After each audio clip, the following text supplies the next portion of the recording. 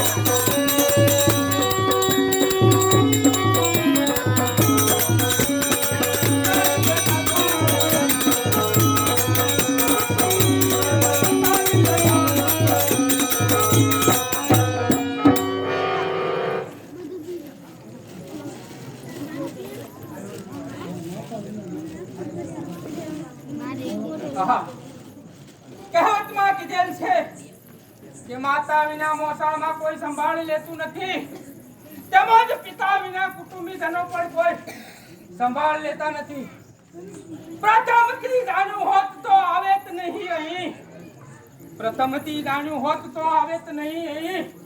અદેખું મુખ મારું બતાવેત નહીં હું.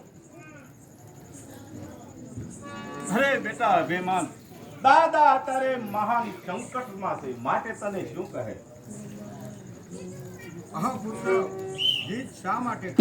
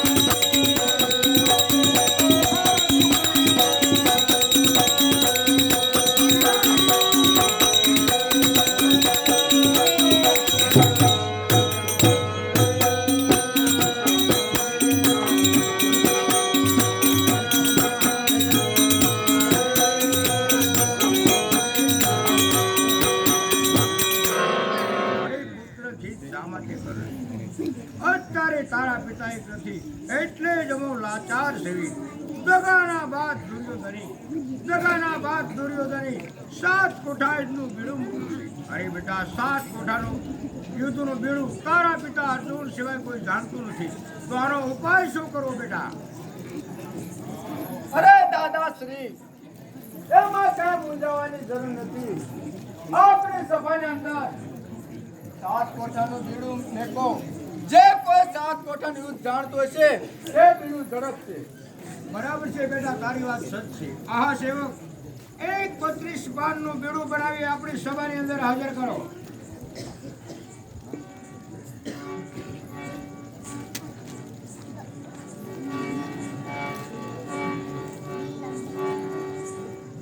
હા, મારી સભાની અંદર બેઠેલા સુરવીરો, જે કોઈ 7 કોઠાનું યુદ્ધ જાણતા હોય ત્યાં બીડું ઝડપો. દેખાડો દૂધ શુદ્ધ ક્ષત્રિયાની માતનું, દેખાડો દૂધ શુદ્ધ ક્ષત્રિયાની માતનું, દીપાવો નામ જન્મદાતારનું. હા, મારો જીવ તો ઘણો ખાટો મોળો થાય છે, પણ એટલા તીખામ લાવવાના હોય ત્યાં કાંઈ મારું જોર ચાલે નહીં. હમણે મગ કુસ્તી કે ગદા યુદ્ધ હોત તો બીડું મોઢામાં મૂકી દે. કેમ બેટા કટોરકા, કેમ પિતાશ્રી? તું કાંઈ આમાં જાણે છો? અરે નહીં પિતાશ્રી, આ યુદ્ધની વાત તો પહેલા વહેલા સાંભળી. ઠીક છે બેટા, જે થાય તે જોયા કર. ઓ પ્રભુ, બીડું ઝડપવાની વાત તો બાજુ પર રહી, બીડું ઝડપવાની વાત તો બાજુ પર રહી. બીડાની સામે જોવાની કોઈનામાં તાકાત નથી. ઓ પ્રભુ, આ શોકજનકની વાત છે. જરા ધ્રુજાવતા પાંડવો આજે એ બળ અમારું ક્યાં ગયું? ઓસાર્યા કવરવો પલ્લું અમારું ને શું થયું? બસ પાંડવ કુળમાં વિચારું પડે આજે ક્યાં ગયું? બસ કરો દાદાશ્રી, બસ કરો. ત્રિલોકમાં પાંડવ પુત્ર વિજયનો જોર છે. કૌરવો કરતા જગતમાં જાહેર એના જોર છે. પરાજય કદી ના પામતા પાંડવો રણ સંગ્રામમાં હોજ જલ પૂછું બીડું કોઠા યુદ્ધ કેરી હામમાં.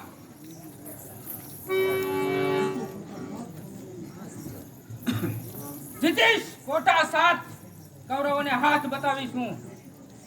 સાવાસ બેટા અભિમાનનું સાવાસ. આજે તે તારા દાદાનું દુઃખ દૂર કર્યું છે. કહેવતમાં કીધેલું છે, લોકવાયકમાં સતના સમજાય છે, લોકવાયકમાં સતના સમજાય છે. બાપ જેવા બેટા બહાદુર પેદા થાય છે. દાદાશ્રી આપ નિર્ભય રહો. એક કપટી કૌરવોની કપટ ઝાડને એક ઝપટામાં સીધી નાખી. બરાબર છે.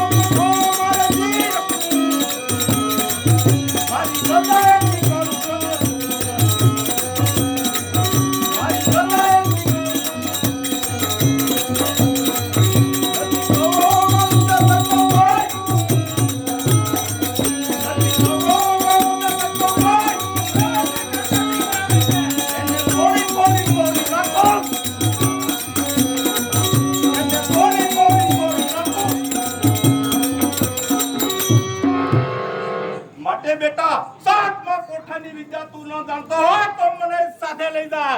કાકાશ્રી, સાતમો કોઠો એટલે સાણ માટીનો કહેવાય છે. તેમાં પ્રવેશ કર્યા પછી ખરા ખરીના ખેલ છે.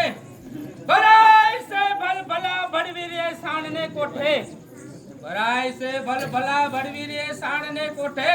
ભરાય છે પણ સુરવીર એ સાણને કોઠે. ડરીશ નહીં બેટા, ડરીશ નહીં.